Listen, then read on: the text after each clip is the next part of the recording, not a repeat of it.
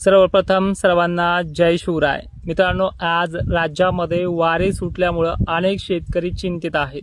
काहींना आतापर्यंत असा पाऊस झालाय की तिथे वापसा नाहीये।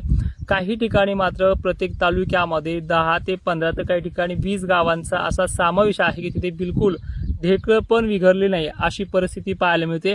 पण एकंदरीत हे 10% भाग सोडले तर महाराष्ट्रामध्ये 90% एवढी मान्सूनच्या पावसाची पडण्याची व्याप्ती ही पूर्ण झालेली आहे। आता आजचा जो 30 जूनचा जो काही प्रभाव आहे हा वारे आणि दुपारपर्यंत जी काही ऊन पाहायला मिळते यामधनं महाराष्ट्रातल्या काही सोडलेल्या भागांना अजूनही चिंता वाटते। पण एक लक्षात घ्या, तुमचाही भाग सुटणार नाही, तुमच्याही पेरण्या सुखरूप होतील।